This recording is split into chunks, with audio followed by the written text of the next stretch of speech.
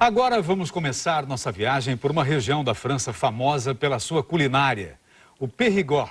É lá que se produz uma iguaria, o fígado de ganso ou de pato, mais conhecido como foie gras. O que nós temos de mais ou menos parecido aqui no Brasil é aquele patê de fígado industrializado. Para contar essa história, o Vico Iazzi e o Francisco Maffezoli Júnior foram visitar famílias de agricultores lá na França.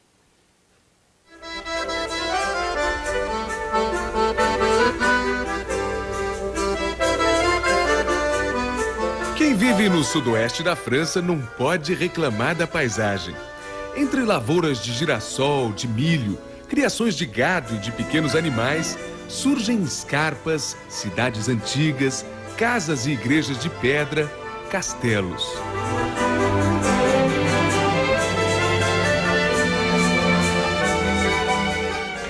Este é um dos principais castelos dessa região da França. Tem mais de 800 anos de idade e se chama Castelnau. É uma fortaleza imponente, com torres e muralhas enormes.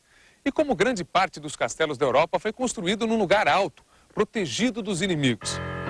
Hoje, em tempos de paz, Castelnau se tornou a atração turística.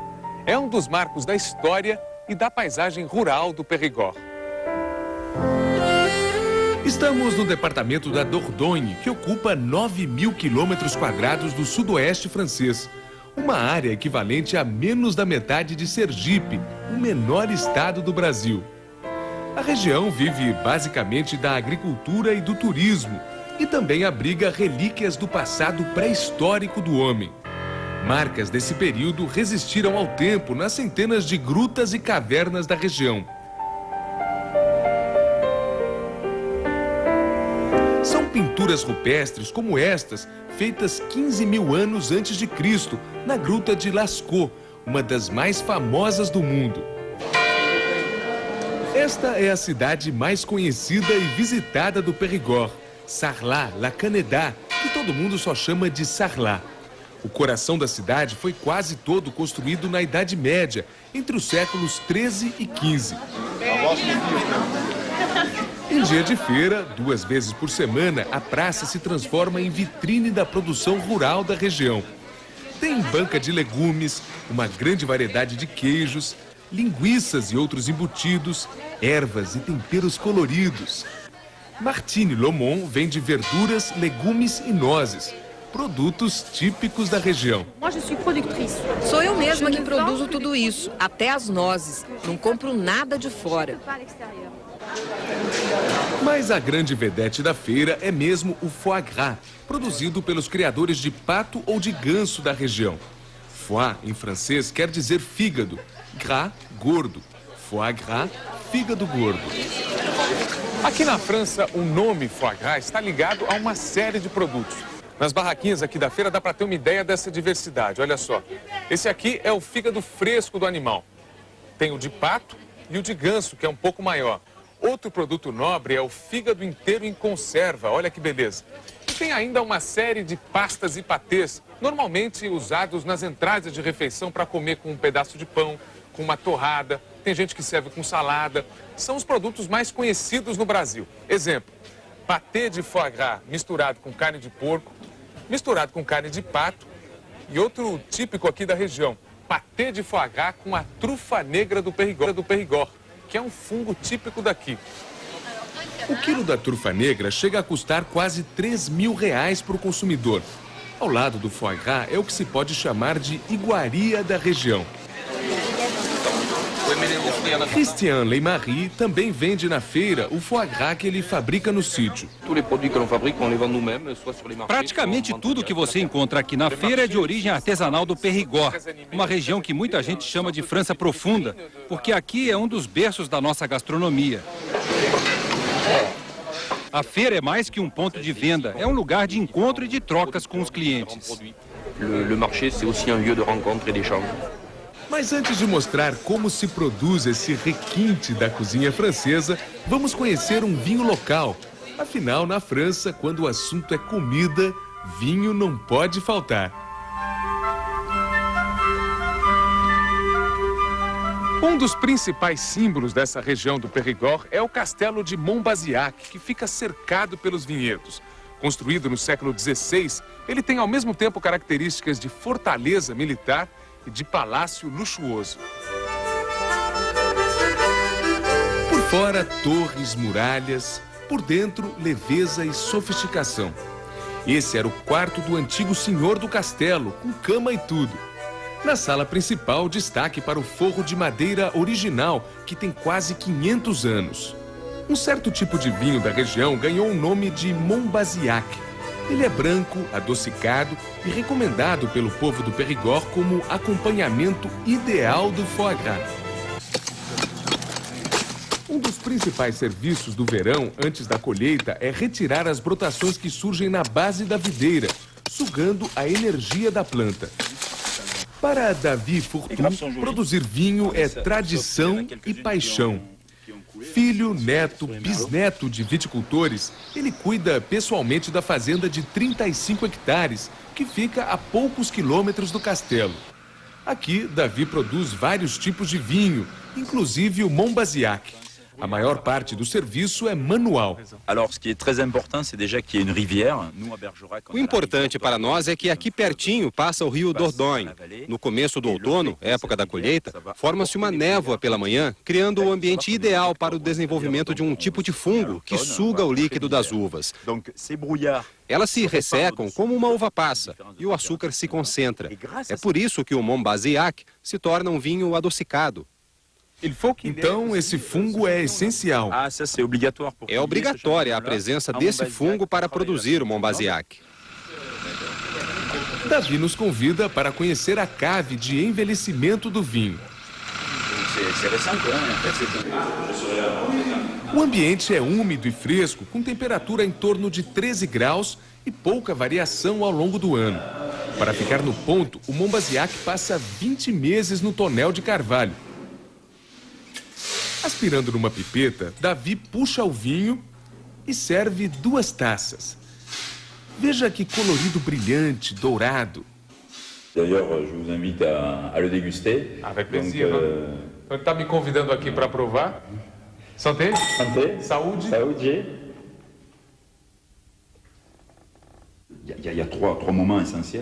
Eu posso ressaltar 3 aspectos do Montbazillac: a cor, que te convida a beber, o aroma, frutado, e o sabor equilibrado entre a acidez e o açúcar.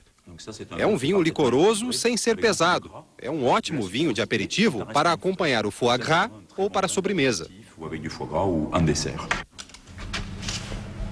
Agora que você já conhece o vinho, vamos atrás do prato principal. No alto da escarpa, imponente, o castelo medieval de Montfort, com mais de 800 anos. Embaixo, no vale, milhares de nogueiras plantadas em fila. E à sombra das árvores, a principal atividade da fazenda. São 1.200 gansos criados para a produção de foie gras. O proprietário, Alain Germain, explica que esse é o maior cultivo de nozes da região. 52 hectares. Área enorme para os padrões daqui. Estas nozes ainda estão verdes, estamos no meio do verão e só no começo do outono, daqui a uns 3 meses, a noz fica assim no ponto. Aí ela cai no chão, a gente colhe e leva para secar e quebrar uma a uma, para extrair o cerne, que é esta parte comestível.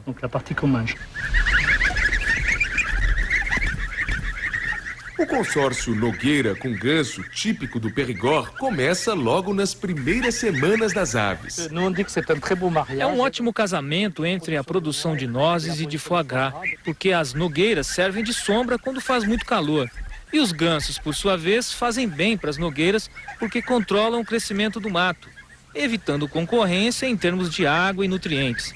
E assim a gente evita passar a roçadeira mecânica, economizando custos e trabalho aqui no pomar.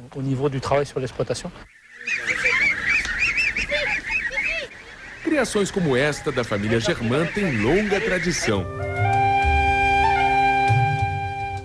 A criação de gansos para produzir foie gras já existia no Egito Antigo, como mostram os afrescos encontrados no túmulo de um sacerdote, datado de 2.500 anos antes de Cristo. A expansão do Império Romano espalhou o foie gras pela Europa. Antigamente, os gansos eram engordados com diversos tipos de figo, E é daí que vem o termo fígado. A partir do século XVI, navegadores europeus trouxeram o milho das Américas para a Europa. Produtivo e barato, rapidamente o cereal se tornou um alimento importante, inclusive para a engorda de patos e gansos. Apesar de ser mais tradicional, a criação de ganso representa uma parcela muito pequena do foie gras da França. Atualmente, 95% da produção do país vem do pato. Daqui a pouco a gente continua a nossa viagem pelo Périgord, no sudoeste da França. Você vai ver como as famílias da região criam patos para fazer o foie gras. No confinamento, os segredos da superalimentação e os pratos tradicionais à base de foie gras. Vamos à última parte de nossa viagem pelo Périgord, uma região francesa famosa pela sua história e pelo foie gras que produz. 80% do foie gras do mundo vem da França, 18 mil toneladas por ano. E hoje em dia, essa iguaria é quase sempre feita com fígado de pato.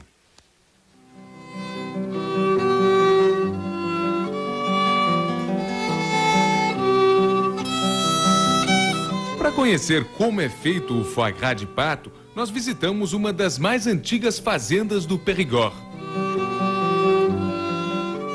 Lembra do Christian Leymarie que a gente mostrou na feira? Bem, ele e a mulher, Eveline, produzem foie gras de pato num sítio pertinho de Sarlat. O casal nos recebe no pátio, em frente ao casarão secular.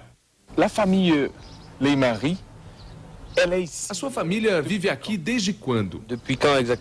Não sei exatamente, mas pelo menos desde 1640, já que fizemos uma pesquisa nos documentos locais. Antes disso, é difícil encontrar comprovação.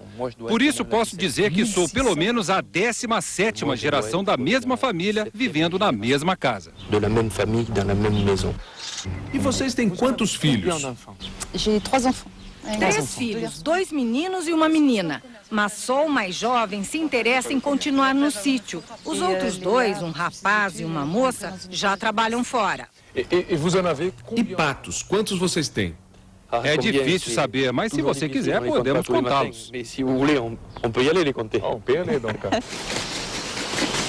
O rebanho de Eveline e Christian também passa o dia num piquete, embaixo das nogueiras que eles plantaram ao lado da casa. Todo mês, o casal compra 500 patos, já com 14 semanas de vida. São todos da raça Barbarie, um descendente melhorado do nosso pato da Amazônia, tão comum no estado do Pará.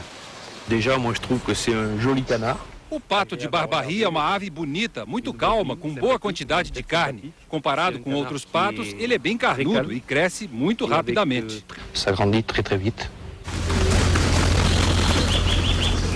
O doutor Gérard Guy é veterinário do INRA, o maior instituto de pesquisas agropecuárias da França, equivalente à nossa Embrapa. Ele explica por que os criadores preferem o pato ao ganso para a produção de foie gras. O ganso tem uma tradição que vem de muito tempo, mas nos últimos 40 anos, a produção de foie gras feito de pato se multiplicou por 20. Isso porque custa muito mais caro para o criador fazer o foie gras do ganso do que o do pato. E o preço final não compensa essa diferença. Do ponto de vista fisiológico, é o pato que melhor converte o milho ingerido em peso de fígado gordo. Toda noite os patos são recolhidos no galpão, onde recebem ração feita com trigo produzido na própria fazenda e outros cereais. Pela manhã, voltam ao ar livre. Só que essa dieta não é suficiente para a produção do foie gras. Passada essa etapa da criação em liberdade, os patos aqui do sítio precisam entrar numa rotina de alimentação completamente diferente. É que para ficar com o fígado grande e gordo, cada animal tem que comer muito.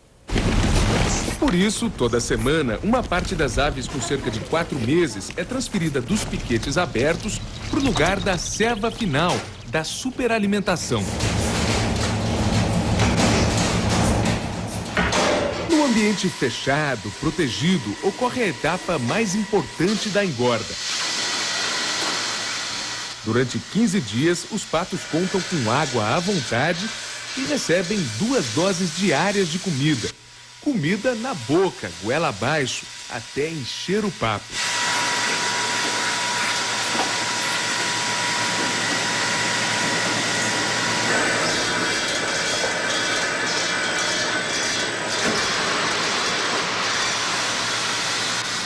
Como funciona essa máquina? O milho chega por aqui. Ele já foi pré-cozido numa temperatura de 45 graus por 2 horas e 15 minutos. Não fica totalmente mole, só um pouco inchado. Aí ele é dosado e cai pelo tubo até o funil. E essa rosca empurra o milho pelo pescoço da ave. A gente coloca água junto para dilatar o papo e dessa forma não machucamos o pato. Comme ça, on n'abîme pas du tout le jabot du canard. Cada ave é alimentada pela manhã e à tarde. No começo, 250 gramas por vez, ou meio quilo por dia. A ração vai aumentando até o 8º dia, quando chega a pouco mais de 1,1 kg, juntando as 2 refeições. Dá para ver a diferença nessas garrafas. É a superalimentação que faz o fígado do pato aumentar 10 vezes. Apesar de ser uma tradição cultural, a alimentação forçada enfrenta críticas. A prática é inclusive proibida em países como a Alemanha, Itália e Inglaterra. Nos últimos anos, os pesquisadores do INRA vêm estudando os efeitos dessa superalimentação em patos e gansos. Nós fizemos muitas pesquisas e chegamos à conclusão que isso não faz mal ao animal, como muitos pensam ou afirmam. Primeiro, porque não foi constatada a presença de hormônios relacionados ao estresse durante as 2 semanas de ceva. Segundo, porque não ocorre nenhum tipo de mudança de comportamento dos patos. E terceiro, de uns anos para cá, fizemos estudos com marcadores neurológicos que registram dor e também nada foi constatado. No geral, as conclusões indicam que, se a ceva é feita dentro dos padrões indicados, ela não traz problema para o animal. Que lorsque c'est bien pratiqué, donc il n'y a pas de problème particulier pour l'animal, donc lorsqu'il est gavé. Depois de 15 dias de confinamento, os patos estão no ponto de abate. No galpão de beneficiamento, Eveline conta com a ajuda de 3 funcionários e equipamentos modernos. Tem máquina até para depenar o pato. São 130 aves abatidas por semana. Na sala ao lado, Letícia faz os primeiros cortes.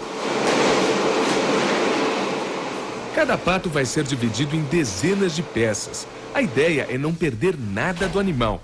E o mais importante, agora Letícia retira o fígado do pato. Olha o tamanho. Normalmente, qual é o peso desse fígado? Uns 500 a 550 gramas. E se não fosse um pato cevado? Um fígado normal de ave pesa uns 50 gramas. E seria de que tamanho? Só um pedacinho assim.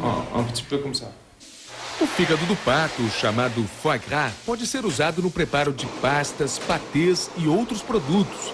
Um dos mais nobres e caros é o fígado inteiro em conserva. Quem assume a tarefa tão importante é a mãe de Christian, sogra de Eveline. Mesmo entre os empregados do sítio, Dona Marie-Madeleine é chamada de Mami, o equivalente a vovó em português. Eu cuido de criação de patos desde os 12 anos. Quando criança já fazia conservas de foie gras, de patê, sempre desse mesmo jeito. E agora meu neto de 14 diz que vai assumir o negócio no futuro. Ele já está aprendendo a cevar os patos. Mami tempera cada fígado com sal e pimenta. Depois coloca pedaços num vidro esterilizado. Repare que a vovó coloca no máximo 2 pedaços por vidro. É uma regra para que o produto possa ser vendido como inteiro. No final, Eveline leva os vidros para o equipamento de autoclave, onde são aquecidos a 100 graus por 2 horas e depois resfriados rapidamente. Aí, eles podem ser deixados em temperatura ambiente, sem risco de estragar. Vendido na feirinha de Sarlat ou na lojinha da fazenda, o foie gras inteiro sai por 100 euros, cerca de R$300 o quilo. A família também vende vários tipos de patê de foie gras e ainda diversos cortes de carne de pato,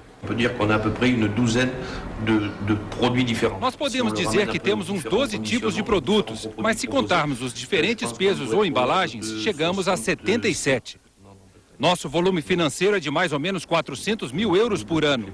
Posso dizer que dá para viver bem como produtor de foie gras, porque é um produto com alto valor agregado.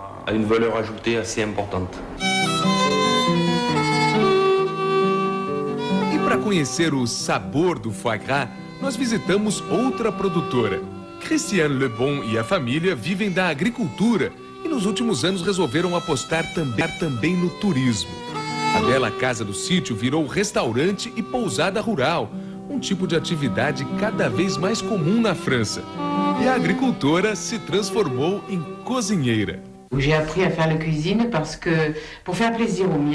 Eu aprendi a cozinhar porque sinto prazer nisso.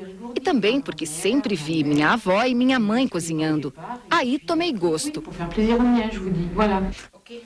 Christiane prepara uma refeição típica do Périgord.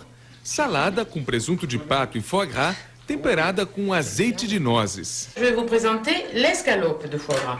destaque para o escalope de foie gras acebolado, feito a partir de uma peça inteira de fígado fresco.